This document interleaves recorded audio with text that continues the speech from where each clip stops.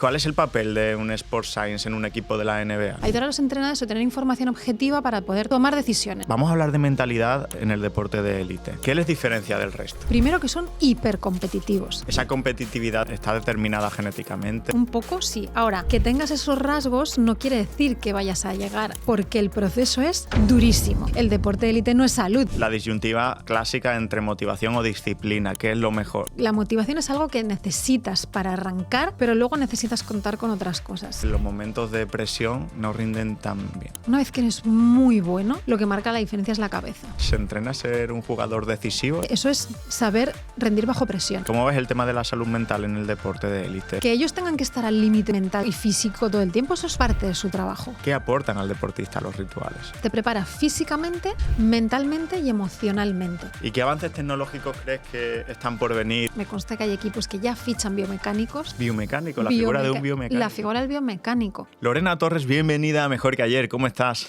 Pues muy bien, estoy encantada de estar aquí contigo. Muchas gracias por la invitación. Me hacía mucha ilusión venir, así que gracias. Un placer estar aquí. Es un honor. Mira, te dedicas en tu día a día al alto rendimiento, ¿no?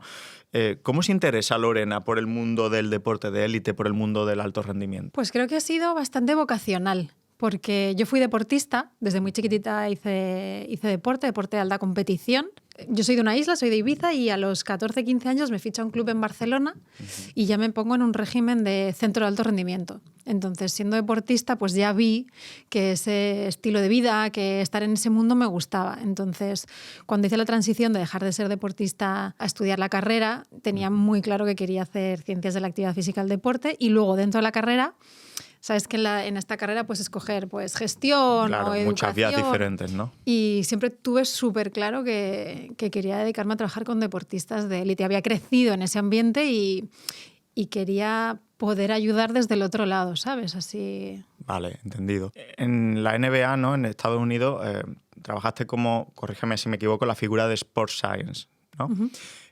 ¿Cuál es el papel de un Sports Science en un equipo de la NBA? Vale, cuando yo llego a la NBA, que da miedo decirlo en voz alta, es hace unos años ya, bastante tiempo, bueno. Era una figura súper nueva. Entonces, lo que empezamos a hacer como Sports Scientist o científicos del deporte, aunque comúnmente se conoce como Sports Scientist, en ese momento en la NBA era primero organizar la tecnología. Era el principio de la utilización de la tecnología en el baloncesto. Uh-huh. Aquí igual la gente está muy acostumbrada al GPS, ¿no? El chaleco que llevan los jugadores.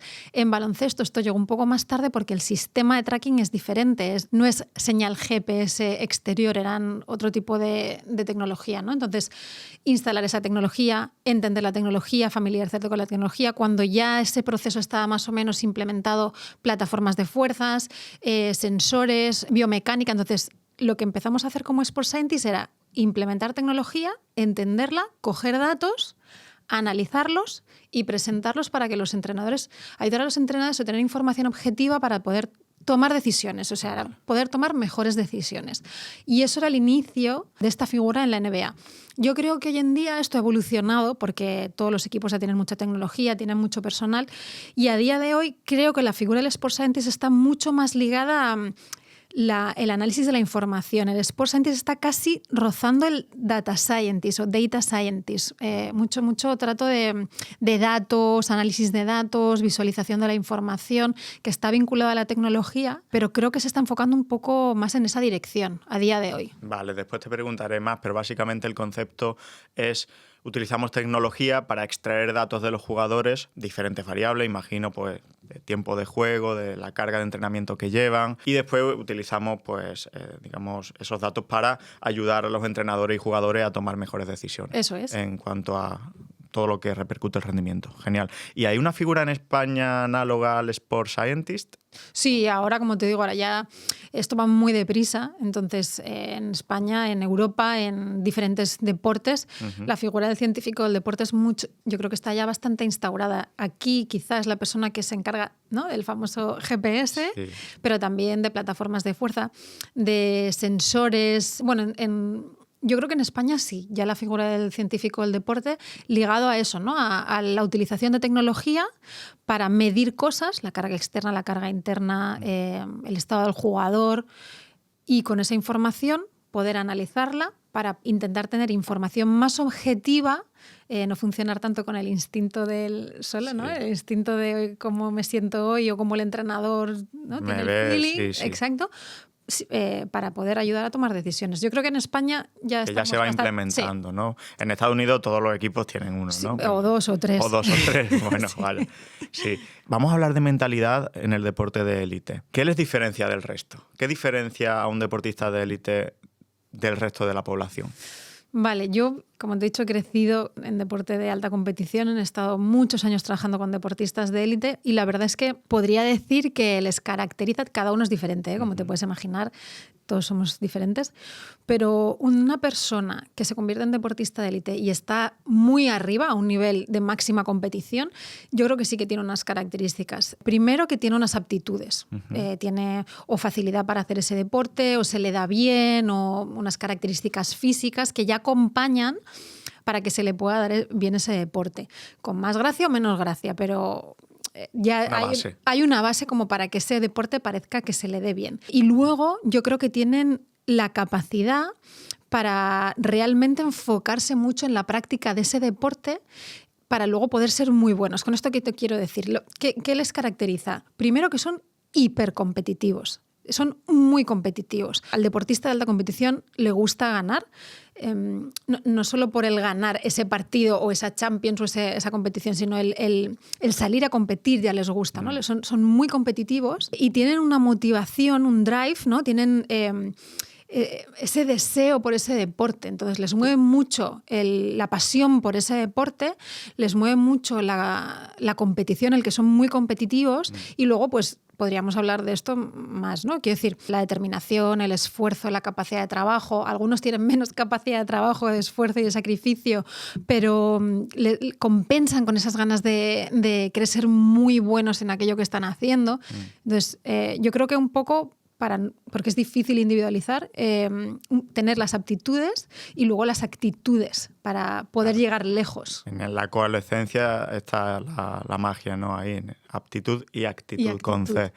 Esa competitividad de la que hablas está determinada genéticamente, es algo que vemos en nuestro entorno durante la infancia y decimos, pues yo quiero ser también así, ¿de dónde surge? Es una buena pregunta porque además está como, ¿no? Siempre se habla de ¿es genética o no? Necesitas tener algo. Depende del deporte. Por ejemplo, si eres ciclista o si eres corredor de larga distancia, pues seguramente que tengas ciertos rasgos genéticos o un perfil genético determinado te favorece para ese deporte. La altura, no sé, envergadura, capacidad pulmonar y cardiovascular, densidad ósea, no sé, depende del deporte, pues tienes que tener unos rasgos o tener ciertos rasgos te ponen ventaja, ¿no? O sea que sí, un poco sí. Ahora, que tengas esos rasgos no quiere decir que vayas a llegar a la élite del deporte si no pones el esfuerzo, buen entrenamiento, ¿no? Entonces, probablemente necesitas ciertas características para jugar con ventaja, pero luego en todos los deportes yo creo que tenemos ejemplos de gente que ha llegado súper arriba, ha estado en la élite, que dices, ¿pero este cómo ha llegado?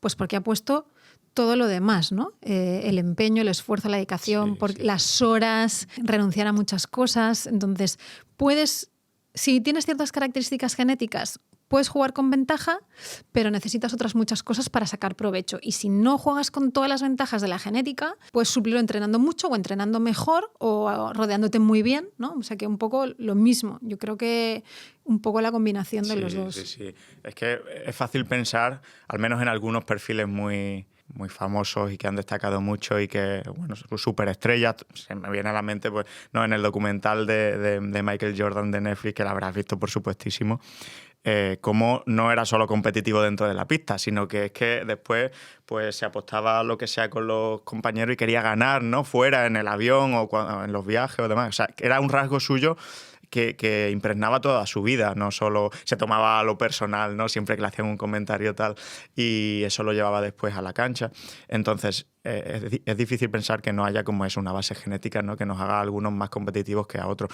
Aunque claro, después el ambiente seguro que da forma a todo eso e incluso lo puede potenciar más o reducirlo, ¿no?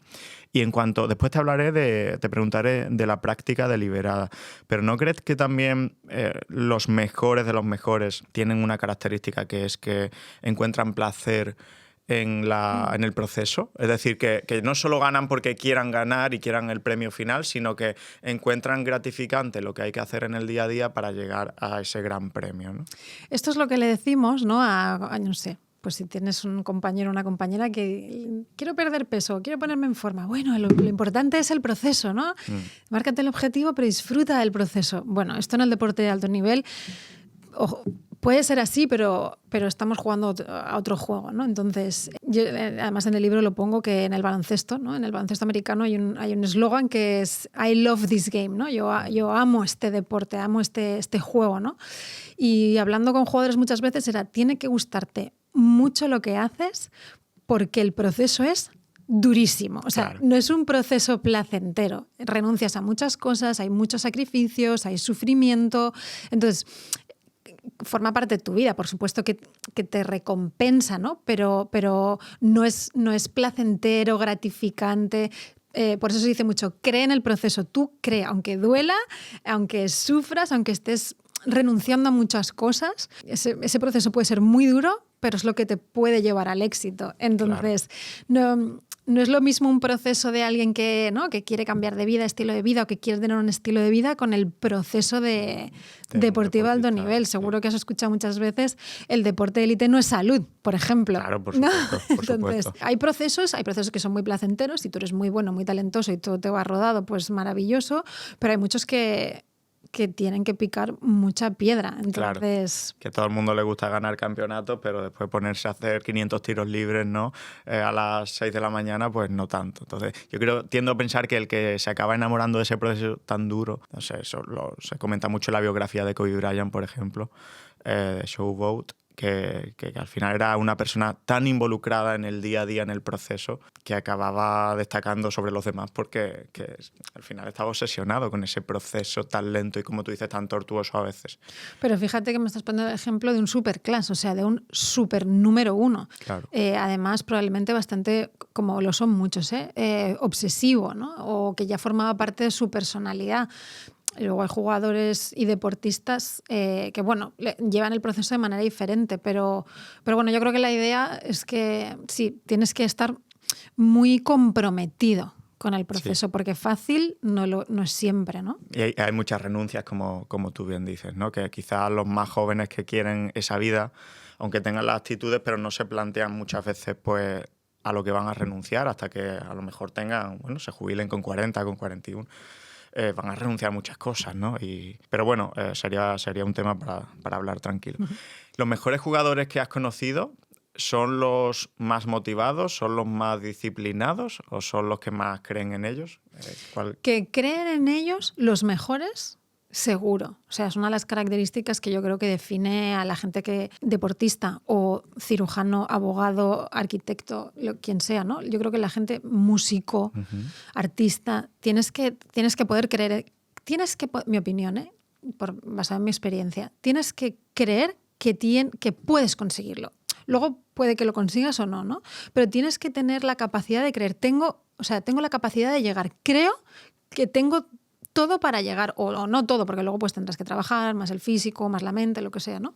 Pero la capacidad de creer en uno mismo es súper importante, porque si no, claro, ¿con qué vas? Te encuentras con una primera barrera que es que no te lo crees, ¿no? Otra cosa es que durante el proceso haya momentos de falta de confianza. Esto le puede pasar mucho, ¿no? A deportistas, pues ahora tiro a puerta y no meto el gol, tiro y no meto canastas, estoy pasando por un momento difícil, me esfuerzo un montón y no estoy viendo resultados, no pierdo ese porcentaje, ese 3% de porcentaje graso, ¿no? Y estoy comiendo perfecto. Entonces puede haber momentos de falta de confianza, pero si no crees que puedes alcanzar tu sueño, es muy difícil que vayas a por un sueño loco, ¿no? O sea, condición base para poder sí. Y luego me has preguntado qué características... Y luego es básicamente la disyuntiva clásica entre motivación o disciplina. ¿Qué es lo mejor? ¿Qué es lo más importante? Pues yo creo que tienes que tener la motivación, seguro. O sea, nosotros los humanos somos animales motivados, somos curiosos, o sea, tenemos motivaciones, ¿no? Ya sea porque algo te genera curiosidad y te motiva a probar algo nuevo, o por una necesidad. Uh-huh. Entonces tienes que tener una motivación para ir a por algo. Entonces yo creo que eso es la base, lo mismo, ¿no? Tienes que tener la motivación de jugar al tenis, tienes que tener la motivación de salir a correr o ¿no? Extrapolado, pues de mejorar tu salud, poner más fitness, estudiar, sacar mejores notas, lo que sea. Tú tienes que tener esa motivación. Ahora bien, yo creo, basado en mi experiencia también y por los estudios que he hecho, la motivación es algo que necesitas para arrancar y para ver la final, ¿no? La visión, tu sueño, ¿no? Quiero ser deportista olímpico, quiero conseguir grandes cosas, quiero que este podcast triunfe, ¿no? Entonces tienes que tener esa motivación. Ahora bien, todo lo que conlleva el proceso para conseguir ese sueño, ese reto, ¿no? Eso que te has marcado, no es fácil. Y como no es fácil, pues como a veces estás comiendo más saludable, pero te apetece chocolate, ¿no? Te toca correr no sé cuánto, pero yo estoy cansado, me quedaría en el sofá. Entonces yo siempre digo que la motivación la necesitas. Por curiosidad o por necesidad. Pero luego necesitas contar con otras cosas. Necesitas tener una disciplina muy fuerte y para que la vida te sea más fácil, yo creo que la disciplina debe formar parte de tu ser. Tiene que ser parte de tu personalidad. Porque entonces eso se convierte en un hábito. Claro. ¿No? El levantarme para ir al gimnasio, quedarme después del entreno a hacer estiramientos, el renunciar hoy a la pasta porque sé que me toca ensalada. Eso no es motivación. No, claro. Eso, o sea, yo a veces hago posts en los stories de hoy he venido, o sea, no sé de dónde he sacado del alma ganas para venir al gimnasio. No me apetecía. No me apetecía y he sacado un entreno, pues mira, de aquella manera, pero he venido, ¿no? Entonces, eso es disciplina y la disciplina, si es un hábito, ayuda muchísimo. Entonces, sí, motivación, pero luego necesitas de atributos como la disciplina, la perseverancia, la constancia, la fortaleza mental, ¿no? Pues es que me comería la pizza, ¿no? Pero es que no toca. Sí. O toca el domingo, ¿no? Entonces, yo creo que cualquiera que quiera conseguir algo importante tiene que tener ese drive, esa motivación, ¿no? Esto que tienes aquí dentro. Quiero deseo eso. Eso es, pero luego hay que tener la disciplina. Que además, lo bonito es que la disciplina también se entrena. Quiero decir que también el tomar la decisión de ser disciplinado día tras día hace que con el tiempo esa decisión cueste menos, ¿no? Como tú has dicho, se vuelva hábito y aunque siempre requiere un esfuerzo basal, pero es verdad que también se aprende un poco a ser disciplinado. Totalmente. Sí, totalmente. Hablando de genética otra vez, ¿habéis utilizado test genéticos con deportistas para, para dar recomendaciones de descanso, de entrenamiento, de nutrición? ¿Tienen alguna utilidad los test genéticos? Sí, yo creo que sí. De genética en deporte se viene hablando hace unos años ya. Desde hecho, antes de que yo me fuera a Estados Unidos hace unos años, ya se empezaba a escuchar, sobre todo en el mundo del deporte, asociado a la predicción de las lesiones. Bueno, los humanos somos fatal prediciendo cosas, como demuestra la política, el clima, sí. etcétera. Pues las lesiones también somos bastante malos en predecir lesiones, pero porque es muy difícil. Entonces, cuando empezó cuando empezó a hablarse del mundo de la genética y los test genéticos en el deporte, yo que empecé a poner la oreja, había bastante escepticismo, porque no había muchos estudios, porque cómo se hacían los estudios, la muestra era muy pequeña, ¿no? Pero es verdad que desde hace muy poco tiempo, yo creo que 2-3 años hasta ahora, se está evolucionando muchísimo, porque la ciencia está avanzando muy rápido en este sentido. Gente no deportista está teniendo acceso a test genéticos y esto hace que con mejor o peor nivel de estudios se está mejorando mucho. Se mejoran los protocolos, se mejora la muestra, se mejora la información, se mejoran las bases de datos. Entonces, a día de hoy, yo creo que sí empieza a ser interesante hacer test genéticos. ¿Por qué? Primero, porque es una cosa que haces una vez en la vida. Hay una serie de marcadores genéticos o de genes que ya están bastante estudiados y con eso ya podemos tener información. Si dentro de 10, 15, 5 años se mejora, porque la ciencia mejora, tú puedes siempre revisar tus resultados y mira, hemos encontrado estos genes que antes no estaban en este paquete, que ahora explicaré, y tenemos más información. Entonces es algo que yo creo que va a ir a mejor. Entonces, ¿por qué es interesante? Porque ahora sabemos que un gen no te dice nada.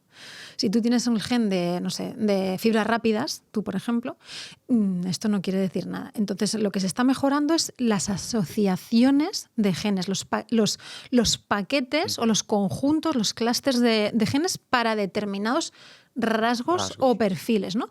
Entonces, por ejemplo, uno de los test con los que a mí me gusta trabajar es un test deportivo y nutricional, ¿no? Entonces, con paquetes de genes y luego viendo interacciones, no son correlaciones, son interacciones, tú puedes ver si alguien tiene mejor predisposición, ¿no?, a tener fibras rápidas, a la hipertrofia, a ser eficiente energéticamente con la ATP y la fosfocreatina o no. Pues mira, tú a nivel cardiovascular, porque vasodilatas mejor, tienes mejor predisposición a la resistencia, o por ejemplo, tus tejidos pues, son más frágiles en este sentido o en este otro, tienes tendencia a tener más colágeno, menos colágeno, ¿no? Entonces, y luego con la parte de la nutrición, todo lo que es metabolismo energético, ¿no? Entonces, tener una idea de esta información nos puede ayudar mucho porque puedes dirigir mejor los entrenos. Quiero decir, imagínate que tú te sale que no tienes esa predisposición a la resistencia, para hablar en lenguaje común, ¿no?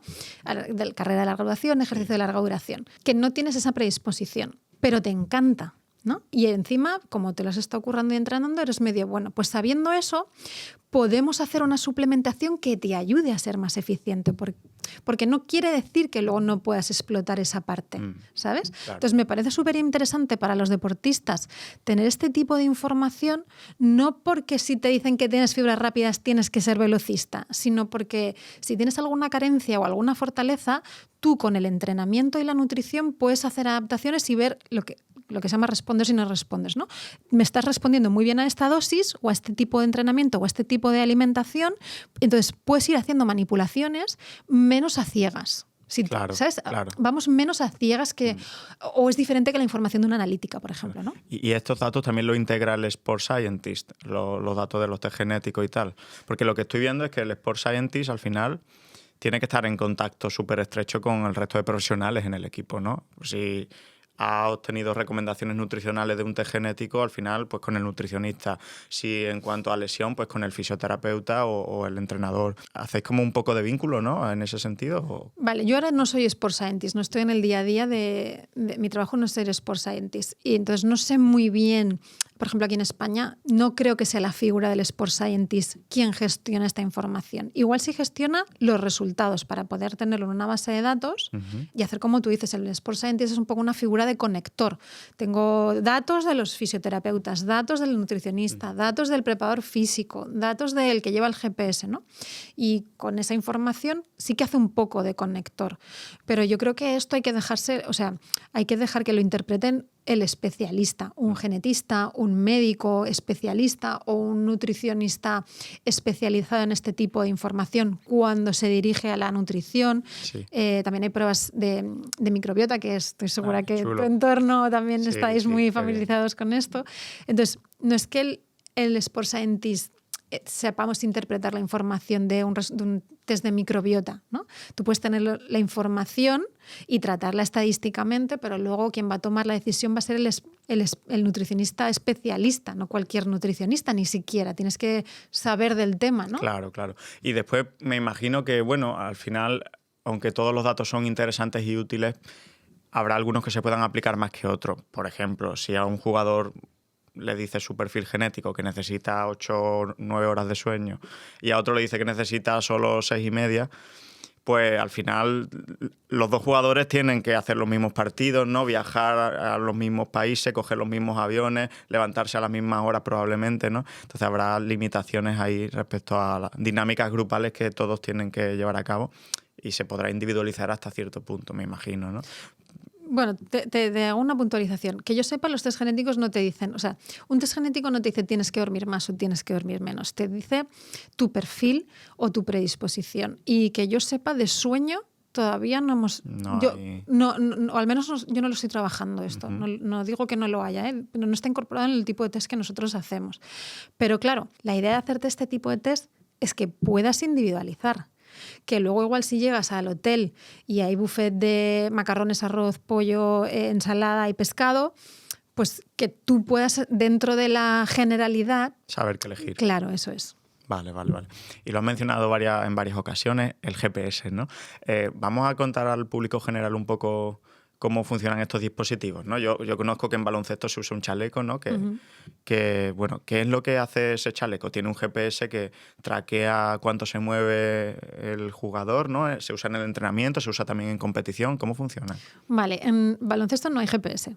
Entonces, en fútbol sí que hay GPS. GPS es que geolocalización, ¿no? O sea, se utilizan satélites que conectan con un dispositivo y entonces se hace el seguimiento de la persona porque lleva un chaleco o camiseta o en el cinturón. Hay varios sitios para llevarlo, ¿no? En la espalda, en la cintura, donde sea. Entonces están los GPS o diferentes sistemas. Se puede trabajar con cámara, posiciones, optical sistemas, es que me lo sé en inglés, optical tracking systems, local position systems, o sea, ópticos o de por posicionamiento, ¿no? Entonces lo que hacen es, tengo el móvil aquí para los que no estéis viendo el vídeo, entonces es como un dispositivo, la mitad o un tercio del móvil, que se coloca en algún sitio del cuerpo que la señal lo pueda identificar. O sea, no se puede colocar que esté tapado, por ejemplo, en una axila, ¿no? Por decirlo de alguna manera. Entonces se suele colocar en las escápulas o en la cintura, en la parte de atrás, en el sacro. Entonces, independientemente del sistema, GPS, local, vídeo, lo que sea, ¿no? Este chip lo que hace es recibir y emitir, dependiendo del sistema, una señal. Entonces, si tú tienes dónde estás en el tiempo y si te vas del punto A al punto B, tienes distancia, tiempo, y a partir de ahí se derivan velocidades, aceleraciones, desaceleraciones, cambios de dirección, carreras de alta intensidad, porque si tú te mueves del punto A al punto B a cierta velocidad, pues distancia acumulada a cierta velocidad. Esos chips además suelen llevar giroscopios, acelerometría, pero acelerometría triaxial. Entonces te van dando más y más y más información, pero al final lo que quieres es carga externa, ¿no? o datos externos, posición, tiempo, distancia y múltiples derivadas de este tipo de datos. Vale, y se usa, bueno, pues para lo que hemos dicho, ¿no? Valorar el riesgo de lesión, la carga de entrenamiento, cuánta distancia cubre un jugador de fútbol o baloncesto en un partido, que eso también, cuando repasé el tema, evidentemente en cada posición en fútbol recorren una distancia determinada, ¿no? No es lo mismo un centrocampista que un delantero que un defensa. Muy, muy interesante. ¿Y qué avances tecnológicos crees que están por venir y en el futuro van a ayudar al rendimiento de los deportistas? Yo creo que lo que hemos estado hablando ahora, los test genéticos, una información más biométrica, biomédica, todo lo que tiene que ver con información interna del organismo. Luego en Estados Unidos están avanzando muchísimo con la biomecánica. De hecho, me consta que hay equipos que ya fichan biomecánicos. ¿Biomecánico? ¿La figura de un biomecánico? La figura del biomecánico, porque se empezaron con los sistemas de tracking, de biomecánica, con cámaras también, con los reflectores, esto que igual la gente ha visto, pues yo que sé, de películas, o no, que los chips estos, o análisis biomecánicos, y ahora como ya hay dispositivos bastante fiables de biomecánica markerless, es decir, que no necesitas marcadores, se están haciendo, o sea, los jugadores y los deportistas ya pueden entrenar sin llevar nada que les moleste en el cuerpo, que esto es una cosa bastante obsesiva para la gente que nos dedicamos a esto, que no moleste, que no se note, que no pese, que si choques no te hagas daño. Entonces yo creo que la biomecánica está avanzando en Estados Unidos a un nivel bastante importante. Esto y la parte de carga, lo que le llamamos carga interna. Datos de variabilidad de la frecuencia cardíaca, todo lo que te digo, pues análisis de sangre que ya se hacen por saliva, entonces son mucho menos invasivos. Yo creo que a nivel de avance va a ser biomédico y luego más así externo la parte de biomecánica. Qué bueno, qué bueno. Vamos a hablar del momento competitivo, del momento de rendir. Porque hay muy buenos atletas a nivel técnico, a nivel físico, pero que sin embargo después en los momentos de presión pues no rinden tan bien. Bueno, yo estoy segura que si a cualquiera que le guste un poco el deporte, seguro que ha escuchado o a Rafa Nadal o a algún deportista, no sé, Ana Carbonell, que me queda bastante cerca, decir que una vez que estás arriba, una vez que eres muy bueno, lo que marca la diferencia es la cabeza, ¿no? Porque cuando estás tan arriba ya todos son muy buenos técnicamente, físicamente, habilidades, talentosos, ¿no? Ya tienes unas condiciones, unas cualidades o un entrenamiento, una experiencia que te hace ser, la destreza ya es buena, ¿no? Ya estás todos a un alto nivel. Entonces seguramente muchos partidos, muchas competiciones, muchas batallas se ganan por la capacidad mental de afrontar las cosas. Es decir, que al final el factor decisivo, cuando ya todo el mundo es tiene un nivel base de capacidad, ¿no? Es la cabeza, es la mente, la capacidad de gestionar eso. Seguro que está familiarizado con el término del clutch player, ¿no? ¿Se entrena a ser un clutch? ¿Se entrena a ser un jugador decisivo? Ese jugador que en los momentos clave, últimos segundos del partido, es el que coge y tira canasta y trata de hacer ganar a su equipo. Seguramente ya ese tipo de jugador va con su personalidad, ¿no? Tiene ese carisma, tiene ese rasgo que al final ese tipo de persona, porque es jugador, pero también cualquier persona que no sea deportista de alto nivel que se pueda sentir identificada, al final lo que te hace es eso es saber rendir bajo presión.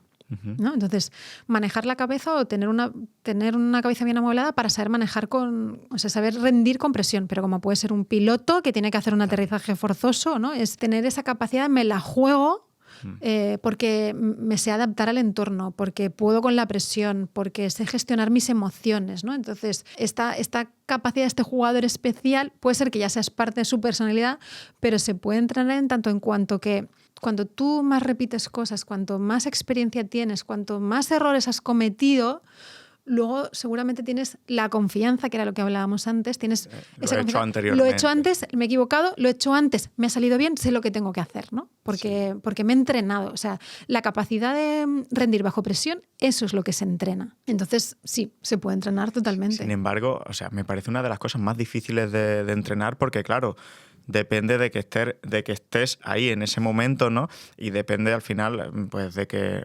digamos, de un contexto muy concreto que puede ser, pues eso, volviendo al tema del baloncesto, un momento decisivo en los últimos 15 o 20 segundos. Entonces, tienes que exponerte muchas veces a esa situación y decir, venga, voy a arriesgarme, voy a jugármela, como tú dices, para ir ganando experiencia, ¿no? En esos momentos clave. Quiero decir, no se puede entrenar ser un clutch player en una pachanga ni en un entrenamiento en el que sabes que no te juegas nada, aunque intenta imaginártelo, no te estás jugando nada en un entrenamiento, ¿no? Al final se aprende, pues eso, jugándotela en momentos decisivos y me parece que es algo como que creo, como tú también dices, que viene mucho dentro, ¿no? De esa persona que incluso le coge el gusto a jugársela, a arriesgar por los compañeros, ¿no? Está siempre el que se agacha la cabeza y no quiere que se la pasen. Eso, yo jugaba al baloncesto y eso se veía, ¿no? En el equipo, quien cuando quedaban 10 segundos pues se iba a la esquina y quien no, decía a mí.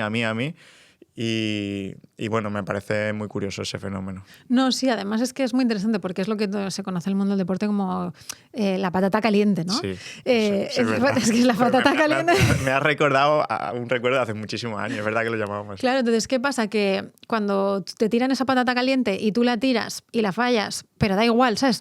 No se merma tu autoestima ni tu autoconfianza. Entonces, hay otro partido, te tiran ¿no? La patata caliente para Sergi Llull, o sea, claro.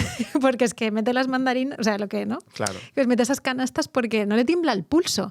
Pero piensa que eso es verdad que es muy difícil entrenarlo en situaciones que no hay presión, claro. Porque estás entrenando la presión, pero este tipo de jugadores tampoco no llega aquí de un día para otro. Quiero decir, seguramente cuando eras cadete pues ya te las tirabas, cuando eras junior pues ya habías practicado cuando eras cadete, cuando eres absoluto, cuando eres, ¿no? Sí. A medida que tu carrera avanza, sí. Tú ya has pasado por muchas repeticiones de presión, aunque fuera el cadete de la comunidad, el campeonato cadete de la comunidad, pero te tiraron esa patata caliente a ti y entonces, bueno, por eso te digo que se entrena.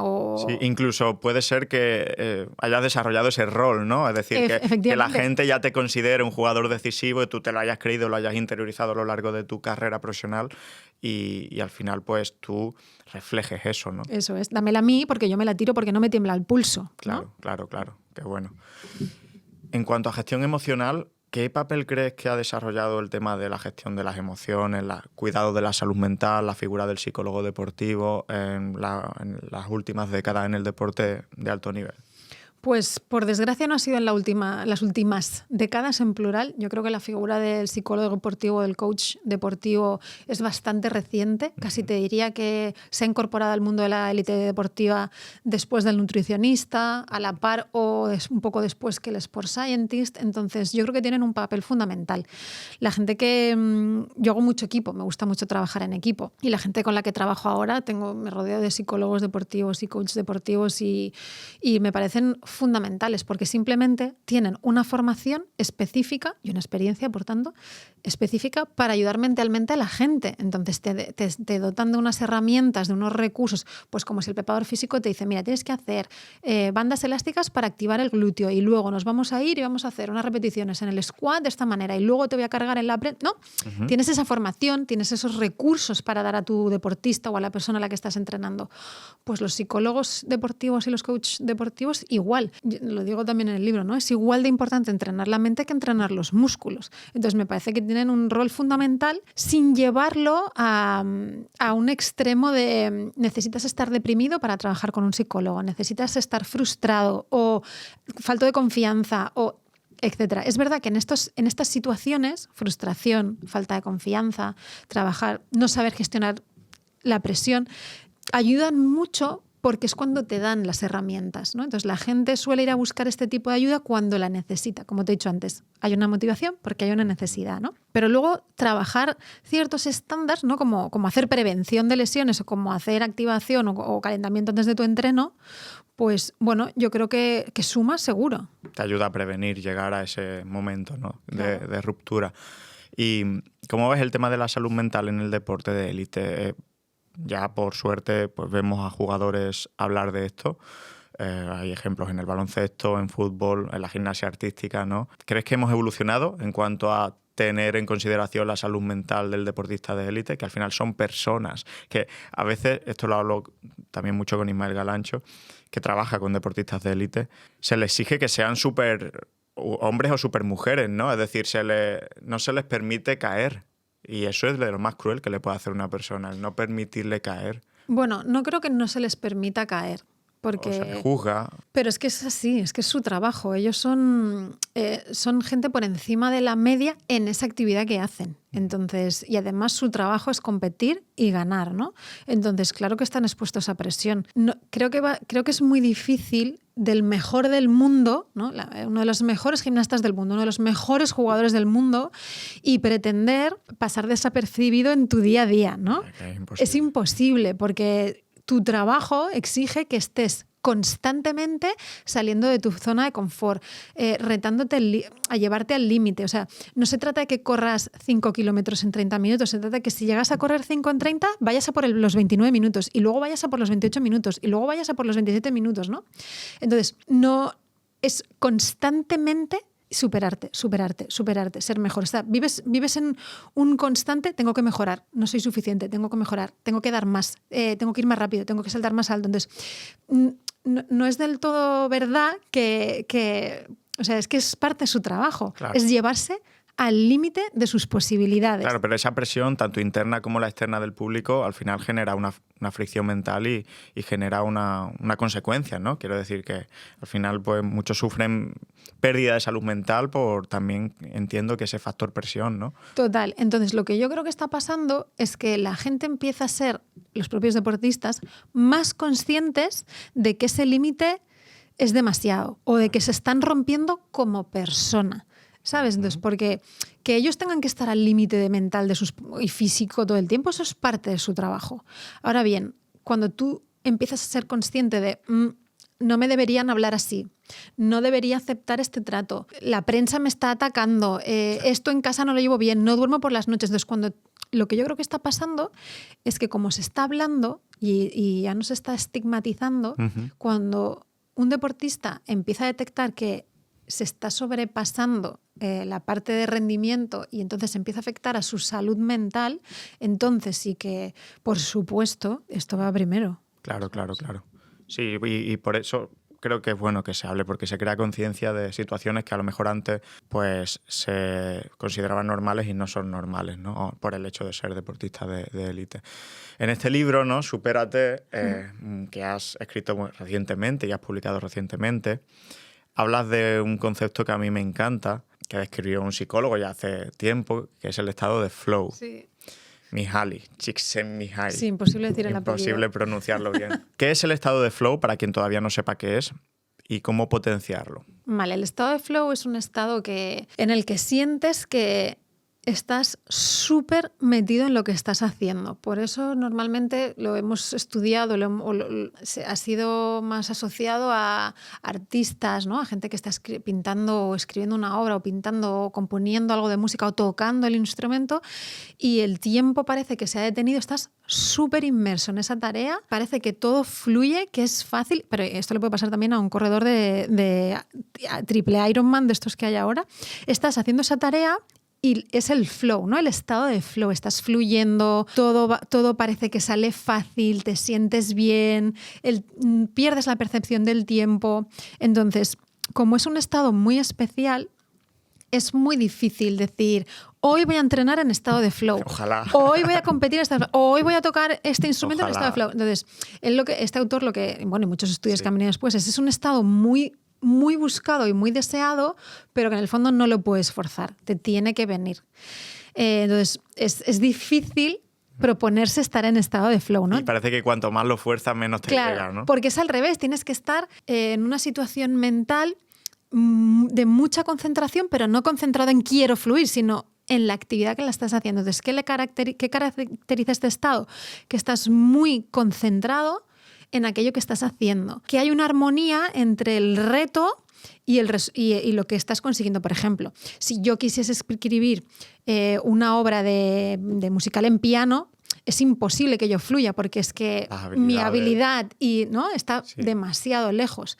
Pero si yo, no lo sé, si a mí me gusta pintar, en mi nivel se me da más o menos bien, estoy con la música, no tengo tiempo, no tengo prisa y mi técnica, ¿no? Y mi habilidad, pues entonces ahí puedo fluir.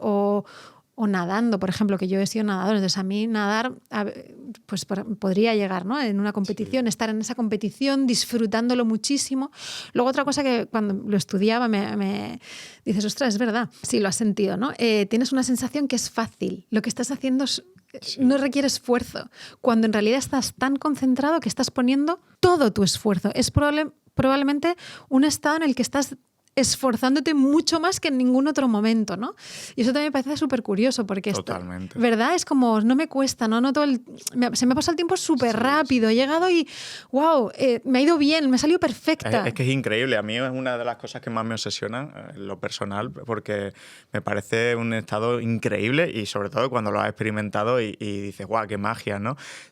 También por la percepción del paso del tiempo, es decir, una hora me parecen 5 minutos, también el sentido de como que eres la actividad, no sé cómo explicarlo. Totalmente, es decir, sí. ya no soy una persona que hace la actividad, sino soy la actividad. Soy la música, es como ¿no? que se pierde Borja, se pierde Lorena y soy lo que estoy haciendo. Y eso es un estado como casi espiritual.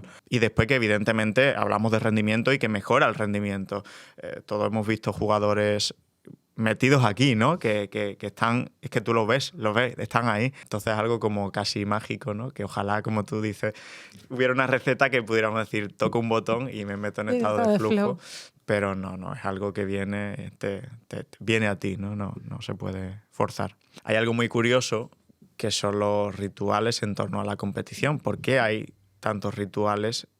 ¿Qué aportan al deportista los rituales? Pues mira, es una de las cosas que yo tenía clarísima que iba a poner en el libro, el ritual competitivo, porque claro, es un libro divulgativo, no es un libro específicamente para deportistas de alto nivel. Y la editora estaba como, ¿y esto? Y luego se están poniendo súper de moda los rituales competitivos. ¿Por qué? Porque para mí los rituales competitivos tienen quizá 3 fases, ¿no? La preparación a la competición, el reto, el evento, el momento importante. Ese momento, la competición, el reto, ¿no? Cuando estás haciendo la actividad y el momento posterior. Entonces, ¿por qué son importantes o por qué hay tantos? ¿No? Tú me preguntas, ¿por qué hay tanto ritual? Porque cuando te vas a preparar para una competición, y cuando digo competición, para no repetirlo cada vez, esa carrera, ese reto, ese momento que para ti es importante, esa presentación de un proyecto, esa charla delante de una junta directiva, ese examen, ¿no? Lo que para ti es, mañana tengo esto, ¿no? Estoy nervioso porque mañana tengo esto y lo tengo que hacer bien. Pues el ritual lo que te ayuda es a tener una rutina que primero te ayuda te da mucha confianza, porque vas haciendo unos pasos que probablemente has entrenado y has llevado a cabo en otras ocasiones y lo perfeccionas, si estás empezando con el ritual, entonces te prepara físicamente, mentalmente y emocionalmente. Entonces, por ejemplo, imagínate que mañana tienes esa entrevista, ese examen, esa charla, ese congreso en el que tú das una ponencia, ¿no? Si es algo que haces habitual y te quieres o no, te lo quieres preparar bien, yo creo que el ritual te ayuda. ¿Cómo voy? ¿No? La noche de antes, pues tengo que intentar dormir las horas suficientes, cenar algo que luego no esté muy pesado, que no, a veces si cenas unas cosas, pues sueñas, ¿no? Que tú sepas, que te conozcas, ¿no? Entonces se va acercando el momento. La mañana, ¿qué vas a hacer? ¿Cómo te vas a preparar? Se va acercando el evento. Y entonces cuando empiezan lo que los deportistas, muchísimos tienen supersticiones, ¿no? Sí. Me tengo que poner estas zapatillas en este orden, entrar a la pista con el pie derecho, escuchando esta canción, entonces salgo, entonces me bebo la media botella y cuarto de agua que tengo con estas sales. Entonces, todo esto al final, todo este ritual previo, lo que hace es prepararte física, mentalmente y emocionalmente para darte seguridad. Eso te iba a decir, que no es como una búsqueda de lo familiar, es decir, algo que te pone en contacto con lo familiar, con lo conocido, con algo que ya sabes que has trabajado, que es siempre así, un ritual de siempre así, ¿no? Por eso es un ritual. Y eso genera una sensación de tranquilidad dentro de un momento de alta presión, ¿no? Entiendo. Total, entonces, porque yo les digo muchas veces a los deportistas, controlar lo controlable, ¿no? Eso. Entonces, si tú puedes hidratarte, comer bien, dormir bien, calentar, más luego cada uno sus manías, ¿no? Empezar por el pie derecho o el izquierdo, porque es una manera de tener control, porque te vas a enfrentar a una situación que no tienes tanto control, claro, porque no sabes lo que te van a decir la junta ejecutiva, no sabes cómo va a ser el examen que te van a poner delante, no sabes cómo va a ir el partido, entonces estás preparándote para controlar lo que puedes controlar. Luego llega el momento de ritual competitivo y ahí pues la rutina depende mucho de lo que sea el evento, ¿no? Y luego para mí es importante el ritual después, el post. Sobre todo los que nos interesa mucho, por ejemplo, la recuperación, ¿no? Que es lo primero que comes y bebes, si vas a hacer agua fría, agua caliente, no sé, cualquier cosa, masaje, cómo te vas a recuperar, cómo vas a desconectar mentalmente, si te vas a ir con los amigos, si te vas a ir a casa a descansar, si te vas a poner una peli, si te vas... El post, ¿no? Y luego tener el momento feedback externo para ver cómo puedes mejorar o no, y si es una situación, es un examen, ¿no? Es una situación que no vas a tener un feedback, en el deporte sí, porque tienes al entrenador o no que te da feedback de cómo lo has hecho, tener tiempo para la autorreflexión. Como lo he hecho, que podría haber mejorado, esto lo he hecho así, pero yo en realidad me lo había... Entonces, tener ese momento de reflexión creo que es importante, sea cual sea la actividad que estás haciendo, que es un reto para ti, para luego poder, como decíamos, ¿no? La siguiente hacerlo mejor, aprender de los errores, ¿sabes? Sí, esto enlaza muy bien con lo que te quería preguntar ahora, que es el tema de la derrota, de perder, ¿no? Evidentemente ningún gran competidor quiere perder nunca, pero es algo que van a hacer todos, ¿no? Y sí que es verdad que algunos lo llevan mejor que otros y hay competidores que cuando han perdido un partido pues no se les puede hablar, se recluyen, se van con su música, su espacio, su esquina, su lugar seguro. ¿Hay diferencias en cómo se afronta esta derrota dentro de los jugadores de alto nivel? Sí, claro, cada persona es un mundo. A los competidores natos les gusta ganar, ¿no? Como tú decías, les gusta ganar. Pero Roger Federer salió en una conferencia una vez o hizo una entrevista que decía, soy el jugador que más, ahora no me acuerdo, pero competiciones he ganado, torneos he ganado, Grand Slams he ganado y aún así he perdido el 51%, no, el 54% sí. Más. Sí, que era algo como muy similar a lo que dijo en su día Michael Jordan, ¿no? De igual. Claro, entonces tú vas, los mejores de la historia de su deporte han perdido más veces que las que han ganado, ¿no? Entonces, como deportista, tú tienes que saber que la derrota forma parte del proceso.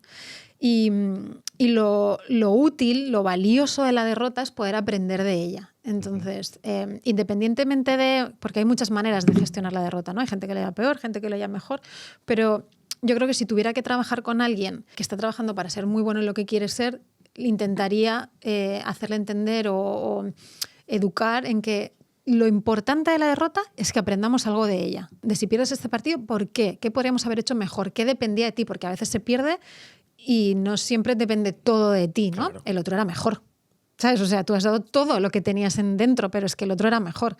Entonces, ¿qué podemos aprender de la derrota? Y esto también, aplicado a la vida, ¿no? Es cuando las cosas te van mal, ¿no? El fracaso, el error. Todos cometemos errores, todos nos equivocamos, todos decimos algo a alguien que le hace daño y en el fondo nos arrepentimos o perdemos, no sé, pierdes el trabajo, pierdes la pareja, ¿no?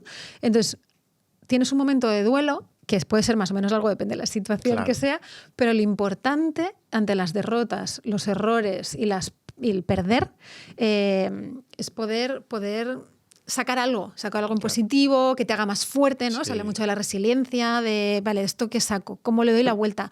¿Cómo lo utilizo en positivo? Porque yo además lo he estudiado y lo pongo en el libro también.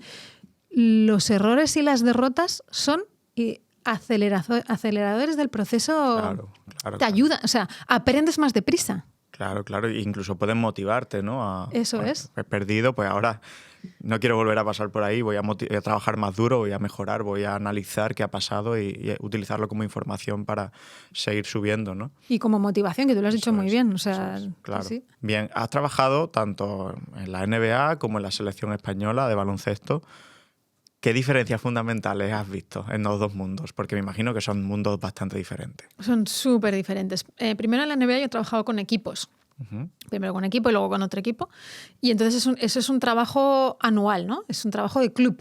Estás todo el año con el equipo, haces todos los partidos de la temporada. Entonces, para empezar, la situación laboral era diferente. Uno es un equipo y la selección es concentración, ¿no? Estás un periodo corto de tiempo.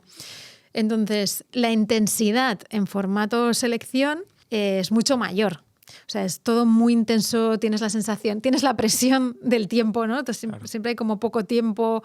Esto por un lado. Con el equipo hay como periodos del año que es al revés, ¿no? Como que tienes tiempo de desarrollarte. Yo he estado en dos equipos porque esto varía también, depende del equipo donde estés. Yo he estado en los dos equipos en los que yo he trabajado, éramos equipos de playoff. Entonces, nuestro objetivo era llegar bien a abril. Entonces, pues septiembre, octubre, noviembre, diciembre te estás preparando, aunque haya partidos cada 48 horas, ¿no?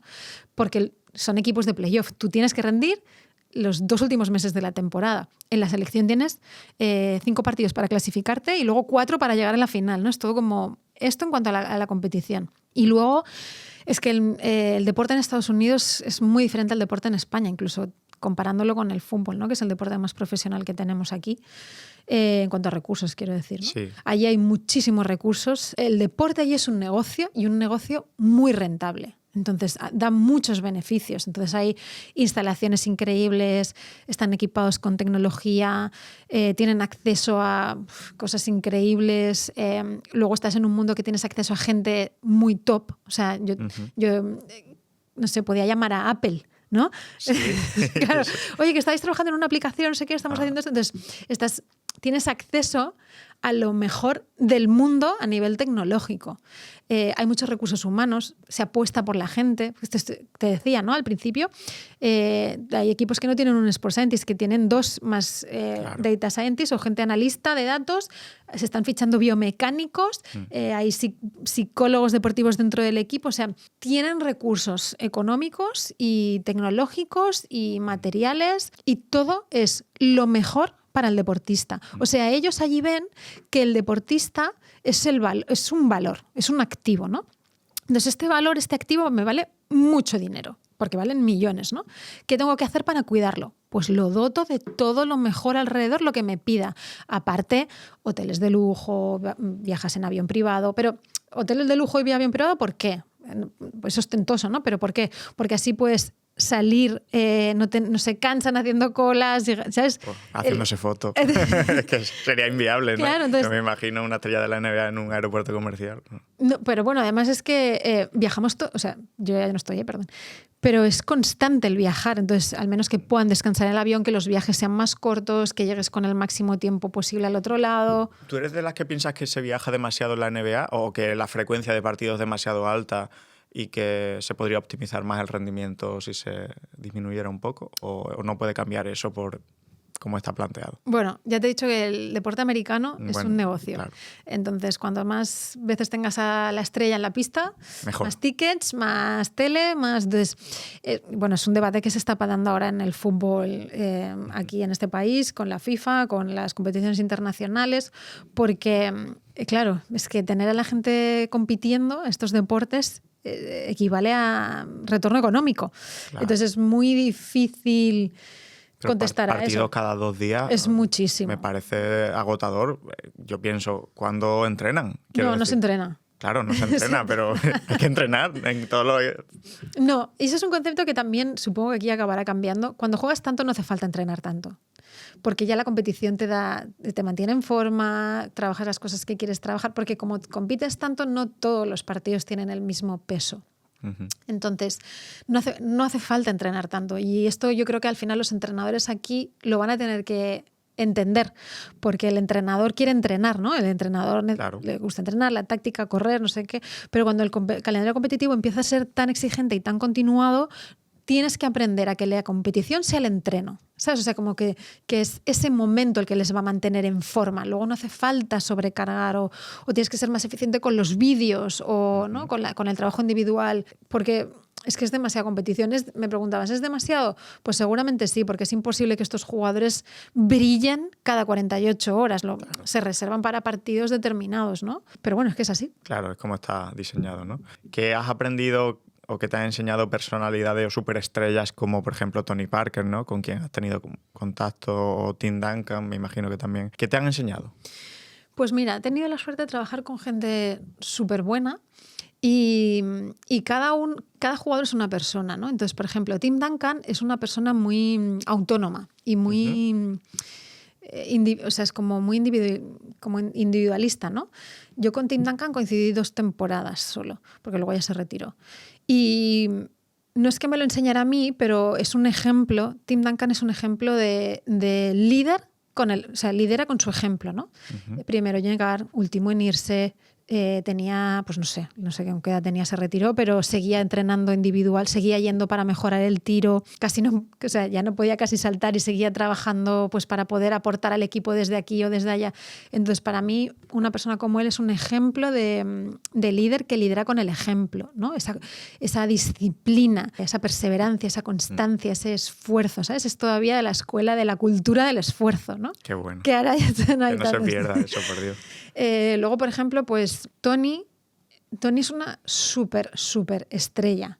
O sea, es histórico, ¿no? Y yo con lo que me quedo de Tony es que en las distancias cortas es súper buena persona. Entonces, tiene algunos, ¿qué aprendes de esto, no? Pues que algunos tienen un papel, no se ponen un gorro de superestrella cuando salen por la puerta, ¿no? De casa, sí. Porque es mi papel, porque su personaje, pero luego cerca, Tony fue de los que más me apoyó, más me valoró, o sea, me hizo la vida mejor y más fácil en San Antonio Spurs, porque casi que me acogió en su ala, ¿no? Un poco. Qué bien. Entonces, súper agradecida porque era muy cercano, muy agradecido, me escuchaba, me valoraba, me decía, Jolín, es que eres muy buena, ¿no? Y dices, pero que eres muy bueno eres tú.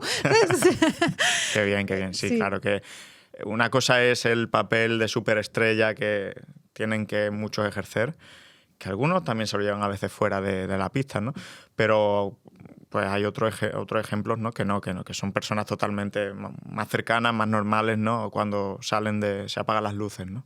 Yo creo que lo que se puede aprender de la gente así referentes que... a mí me gusta mucho esa humildad confiada, ¿no? Son gente con mucha confianza, muy seguros de sí mismos, pero luego además... Pero humildes. Pero pueden ser cercanos, pueden ser humildes, puedes ser buena persona, puedes ser amigo de tus amigos. Pues una de las cosas que más me llama la atención de alguien como Tony Parker es que es un competidor, un ganador, ¿no? Es ambicioso, pero en el buen sentido de la palabra. Él era jugador y quería ser de los mejores, ¿no? Y ahora es empresario y sigue con ese afán de ser muy bueno, ¿no? Entonces, ¿qué te quedas con este tipo de gente? Que esas ganas de ser bueno, de progresar, de mejorar, ¿no? Sí. Te inculcan mucho esto. Como que te contagian esa ambición, ¿no? Y sí, que totalmente de acuerdo. Hablando de ambición, ¿crees que la obsesión, porque muchos jugadores de este nivel son obsesivos con su práctica, con su trabajo, ¿crees que la obsesión, que se critica mucho, puede tener una parte positiva?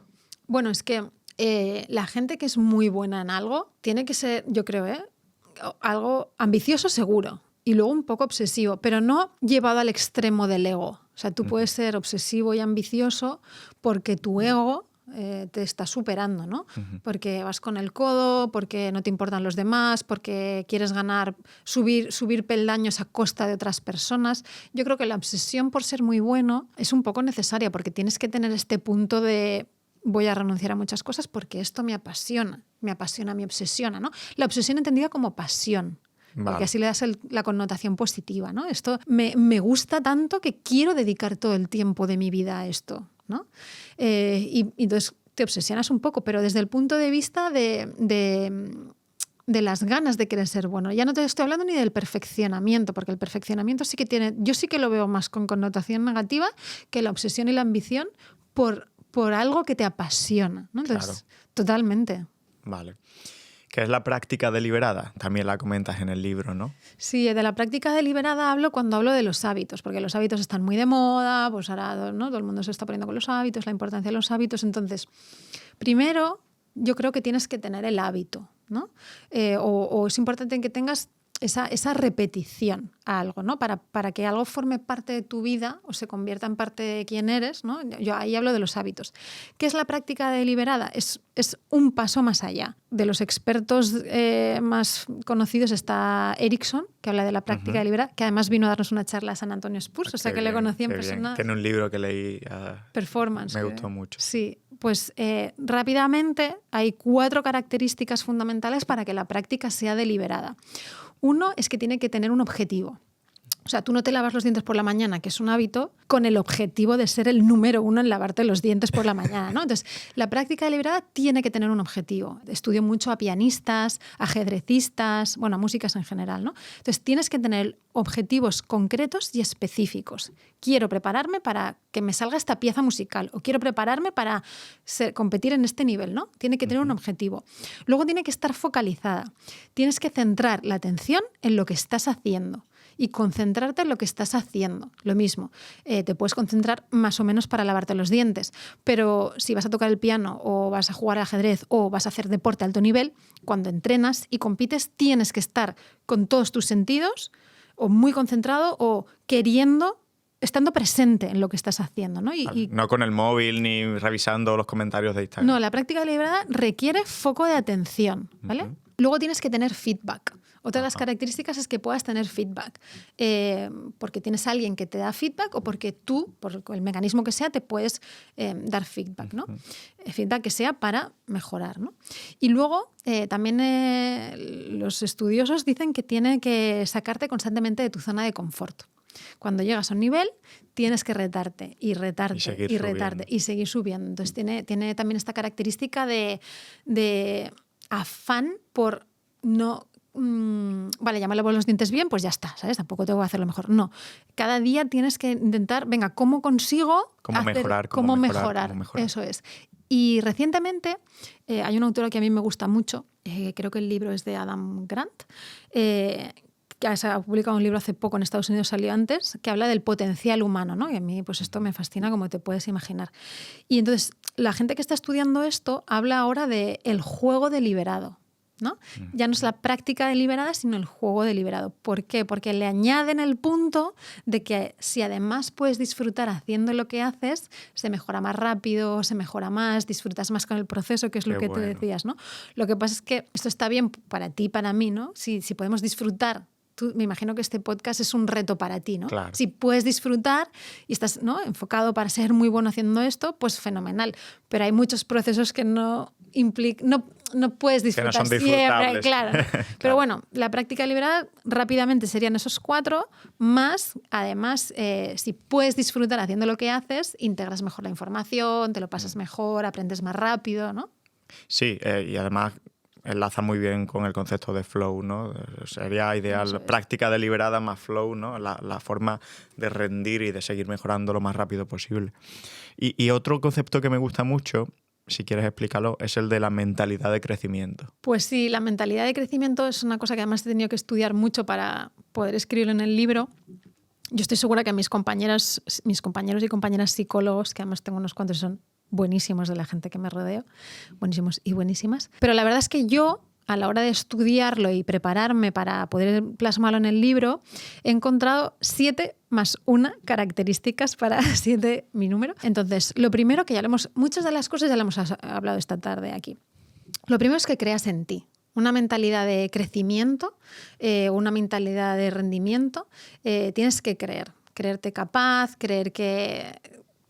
va ligado a la motivación, ¿no? Una mentalidad de crecimiento, de rendimiento, es que creas. soy capaz independientemente de lo que luego pase, ¿no? Tienes que tomar conciencia, una mentalidad de crecimiento. Para poder tener una mentalidad de crecimiento y una mentalidad de rendimiento, tienes que saber tomar conciencia. Entonces, la conciencia pasa porque seas consciente de tus pensamientos, tus emociones y tus acciones o tus comportamientos. Entonces, en lugar de ser reactivo, si tienes una mentalidad que digas, vale, estoy pensando esto, me está haciendo sentir así, sí. Entonces, ¿cómo va a ser mi comportamiento? Y esto está muy ligado a la inteligencia emocional. Ser capaz de pues si tú me estás atacando o confrontando o me estás generando algún tipo de sensación negativa, ¿qué estoy pensando o qué estoy sintiendo y cómo voy a responder ante esas situaciones, ¿no? Uh-huh.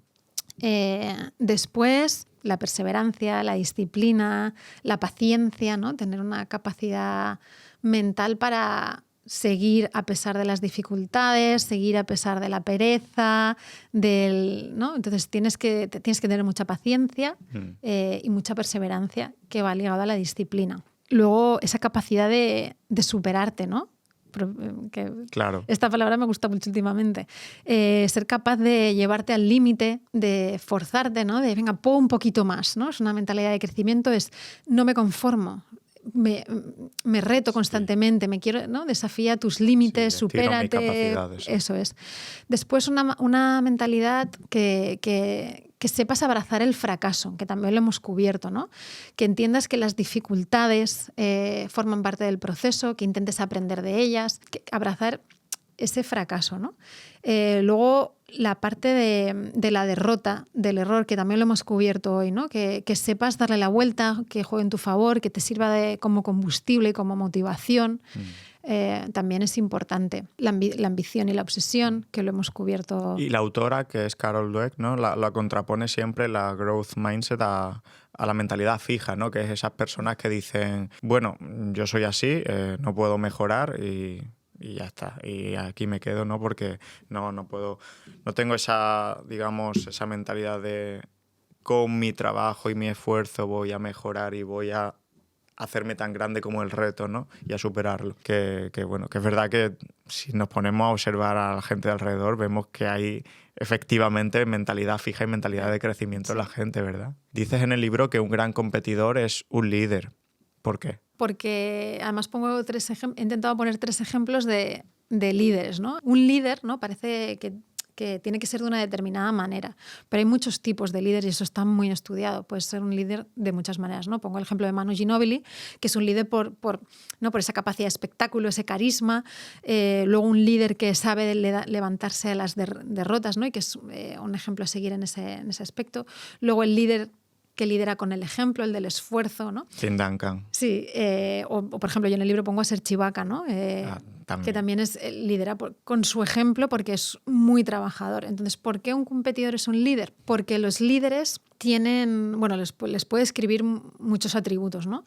Pero tienen la capacidad de influenciar a las personas, de ejercer un poder sobre ellas, de influenciar. Entonces, para mí un competidor es alguien en que mucha gente pues admira, ¿no? Porque tiene carisma, porque en el caso del competidor deportista, porque es muy bueno en lo que hace, ¿no? Pero tú también puedes ser un líder competidor porque sabes mucho de algo y sabes transmitirlo, porque tienes buena reputación, porque tienes un networking que te avala, porque no sé, eres empático, ¿no? Claro. Entonces, yo creo que un competidor es un líder porque es un referente, ¿no? Motiva a los demás, es alguien que inspira. Vale. Y volvemos a la pregunta de antes. ¿Se puede desarrollar esto o es algo que viene con nosotros? ¿Se nace líder? Hay gente que tiene facilidad para ser líder, ¿no? Pero es una habilidad y por tanto se puede desarrollar. Por eso hay tantos cursos ahora, sobre todo en equipos directivos, de cómo ser un buen líder, desarrolla tus habilidades de liderazgo, conviértete en el líder de tu equipo. No sé, hay millones de cursos ahora para ser un buen líder, porque se puede trabajar. Es cierto que yo creo que un líder tiene que tener unas características, ¿no? Entonces, o las tienes innatas o las tienes que desarrollar. Por ejemplo, un líder tiene que tener visión, tiene que tener un propósito, ¿no? Los móviles, a partir de ahora, van a ser sin teclado. Pues Steve Jobs ¿no? O vamos a establecer los derechos humanos, ¿no? Claro. Entonces, hay líderes que tienen una visión, que tienen un propósito, pero luego, por ejemplo, para mí un líder tiene que ser valiente y estar dispuesto a romper el statu quo, salirse de la norma, que te podría poner los mismos ejemplos. Entonces, si tú no eres una persona valiente por sí, porque ¿no? tienes algo de miedo, pues tienes que aprender. Como lo que hemos dicho del clutch player, ¿no? Si no tienes esas ganas de coger el toro por los cuernos en el momento. Pues lo tendrás que desarrollar. O, por ejemplo, tienes que ser auténtico. Entonces, si tú eres más reservado o tienes una parte más oscura y quieres ser un líder, pues vas a tener que trabajarlo. La empatía, la vulnerabilidad, las habilidades comunicativas, todo esto que hay gente que lo tiene ya, es más carismático, pero si no, se puede trabajar. Se puede desarrollar, ¿no? También hablas de estrategias de recuperación en el libro. ¿Cuáles son las estrategias de recuperación más, de las que menos se habla y que para ti tienen utilidad en el deporte? Bueno, a ver, hasta hace poco el sueño. Pero ahora se está hablando muchísimo del sueño. Sí. Llevamos ya 2, 3, 5 años que se habla muchísimo del sueño. Esta es fundamental porque es la base. Es importantísima. Y luego que se esté hablando poco, la verdad es que yo creo que se está dando mucha importancia a la recuperación. Por ejemplo, temperatura, calor y frío.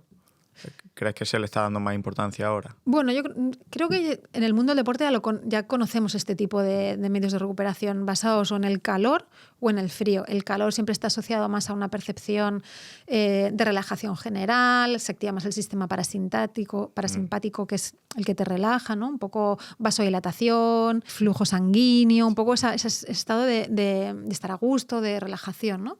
Entonces, por ahí el calor va súper bien.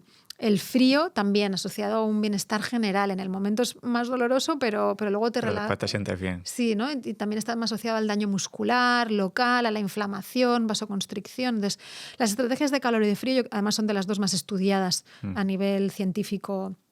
Hay que más rigor y mejores estudios hay. Luego, pues hay presoterapia, que esta quizás es más novedosa, con botas así neumáticas, ¿no? Por ejemplo.